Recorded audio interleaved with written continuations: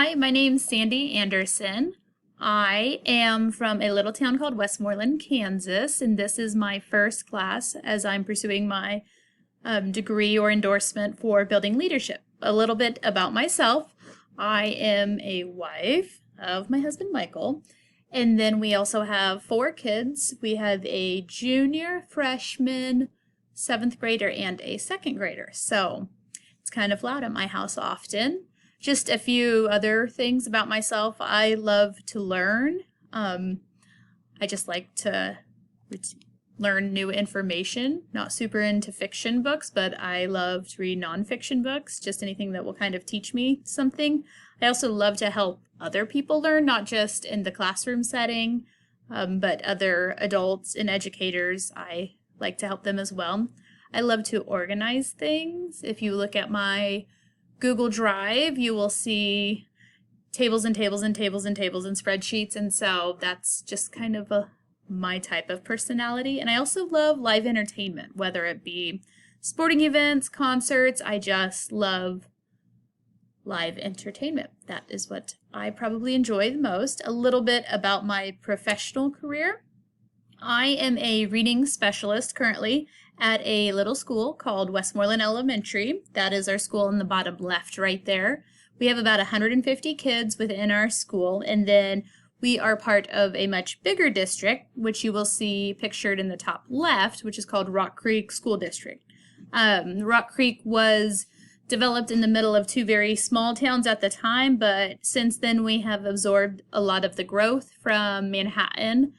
And our high school, I know, sits right above 500 at least, and the middle school has upwards. Most class sizes average around 120 students. So we have grown exponentially, and through that, our district has had to also grow, which kind of ties in a lot of the relevance as to why I'm pursuing this degree, and I will share more about that later. I shared the reading rope on the top right-hand side because reading has definitely been my jam for the last several years. I've really loved digging into the science of reading and learning about how to help students more.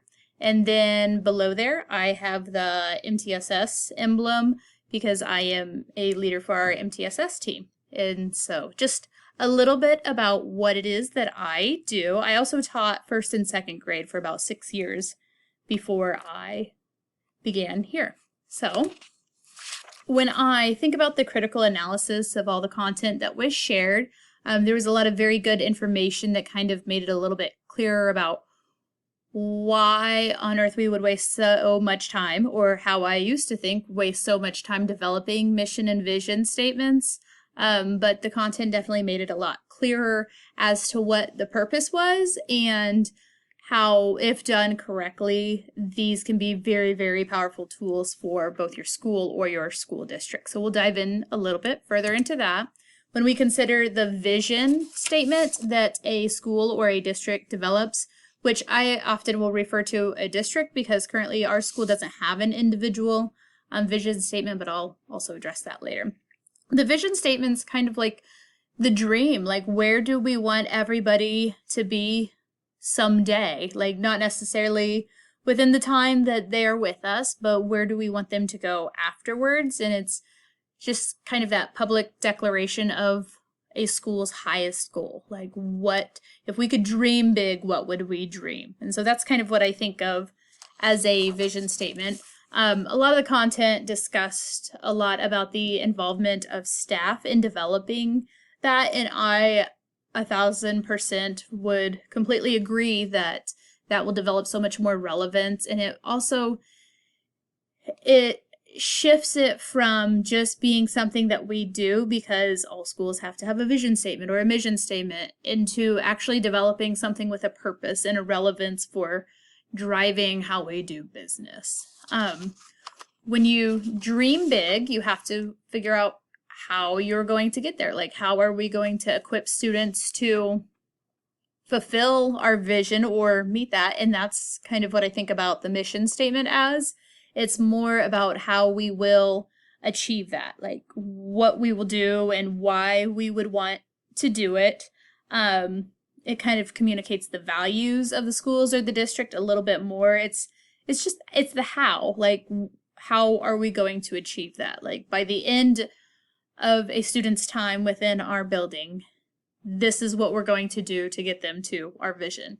And much like the visionary statement, the involvement of staff and really just anybody invested is the crucial part. And truly developing committees to make it real and meaningful to the actions of the school district, I think is where it can go from being a formality to being something very impactful and very, very meaningful. It's definitely helped me to look at the mission statement of and visions of our district a lot differently.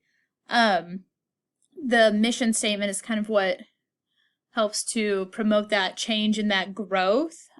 We really want to develop a mission of something that we're already doing. We want to achieve more. We always want to be learning more and have that growth mindset about how we can do better. And our mission statement also kind of gives our purpose for existence. I shared this clip here just to kind of show the different elements that would go into being part of accomplishing a mission statement and developing it, just because I think it all matters. When we think about vision and mission, it has to all be founded on a set of core values. This is, if I were to be 100% honest in my analysis of the content that was provided, this is maybe one area that was a little bit less defined, because I feel like so many of these values can be so subjective, and it's super hard to come up with goals or ways to align trust, excellence, like when I think of those that are identified on here. And so I 100% understand the purpose for the values and why it is necessary. And I think it should drive the development of the vision and the mission statements. But I also think that it can be kind of a gray area sometimes, especially when we make it very definitive on what those are.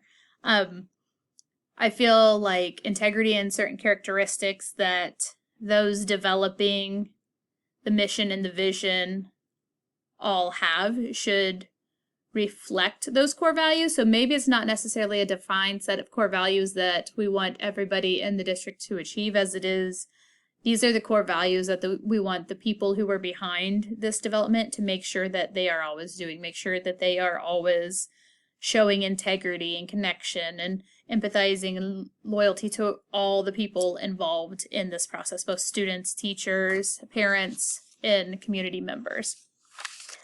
When I consider how vision and mission statements can promote the success and the well-being of each and every student, it's really complex thought, and it makes you think a little bit deeper about how those statements are formulated.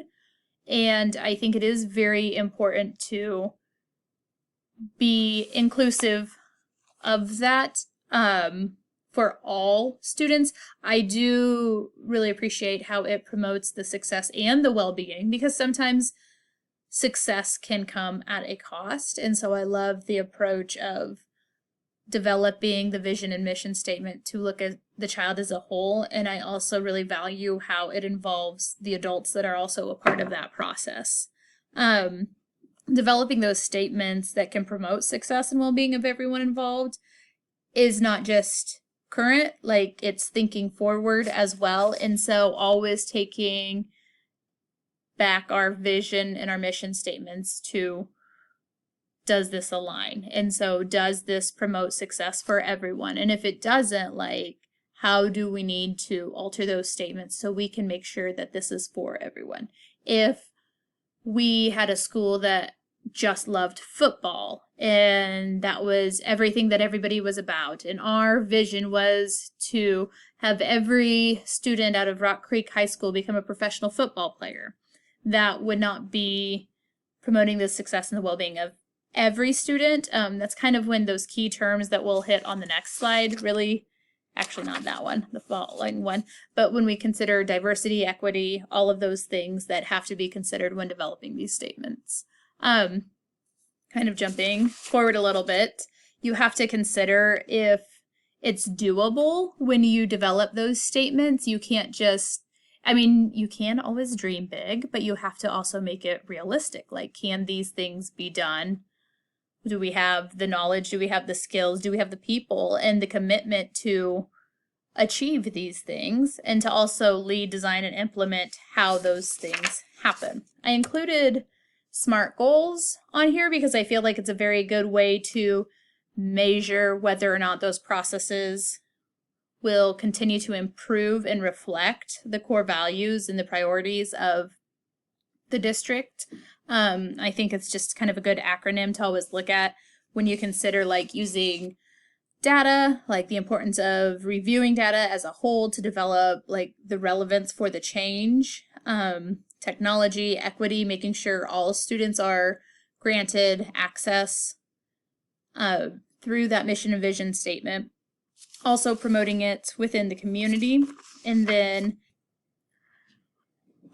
our school district's vision for all schools is that USD 323 is a leader in employability skills and civic engagement demonstrated by the success of our students, staff, and community. I'm very proud of this statement because it actually went through all of the processes in which the content references to discuss.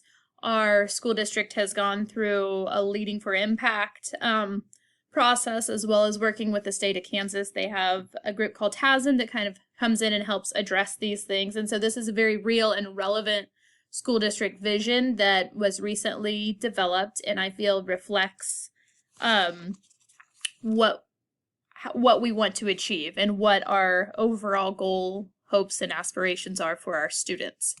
When I consider our mission statement, it's maybe not so much just because it's very outdated. It was established in 1993 when our school district was formed, and so that is definitely something that needs to be addressed, and we are in the process of addressing as a whole.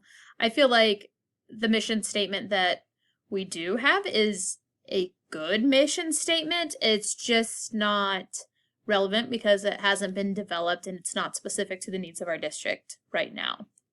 When I consider our core values, this is something that I was not able to find was defined core values within our school district. We have some philosophy pages that are almost 3 pages long. So that's also something that through our Leading with Impact, we will hopefully address.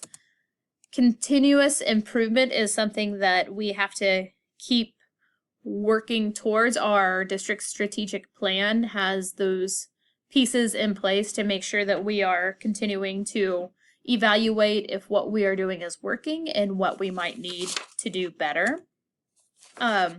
Just some concluding statements here are about my correlation with the standards, then the relevance of this module, and then also my reflection as to how this has impacted or how this might impact me in the future as a leader. So thank you for taking the time to listen and have a great day.